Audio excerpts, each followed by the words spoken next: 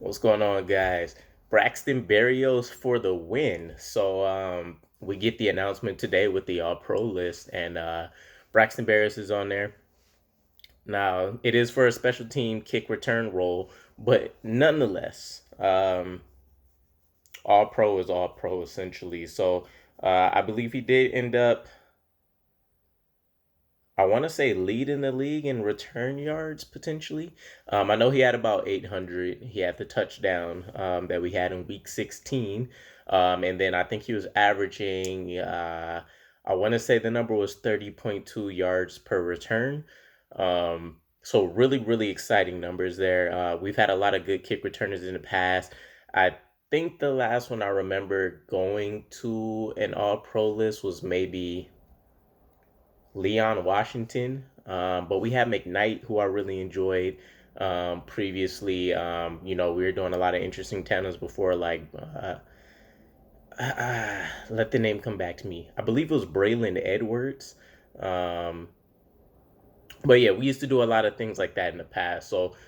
Historically, especially when Westhoff was leading the unit, we always had a really, really solid special teams play. Everything from punt returns, kick returns, to manning the defensive side of that and not allowing big returns to be utilized against us. It's just really nice to see that we might be coming back to that. I think Boyer has actually been a nice addition, and it speaks to the fact that he's been able to last, three coaching changes, essentially.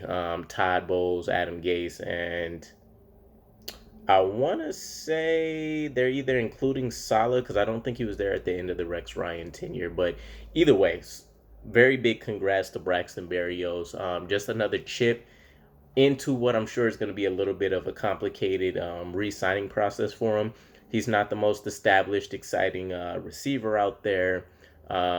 He does make some plays in the running game for us, as we've seen. The big Buccaneers fiasco with him not getting the jet sweep handoff.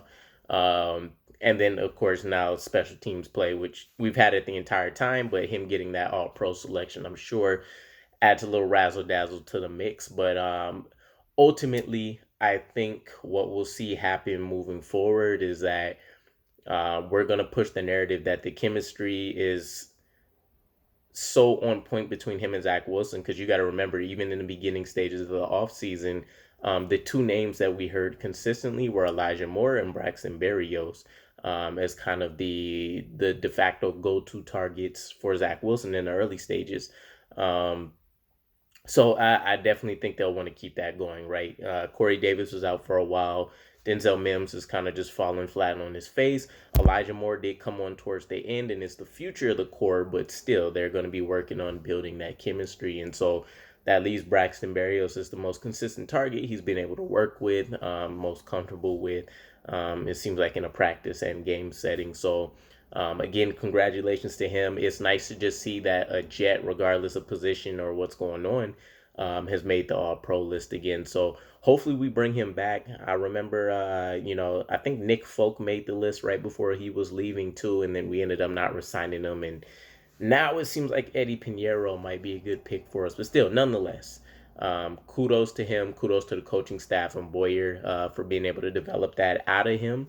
And hopefully, I'm looking for more good news with hopefully a re-signing, as long as the numbers don't look extremely crazy. But let me know what you guys think about who else ended up on the list, whoever you thought might have been snubs, or just Braxton Berrios in general.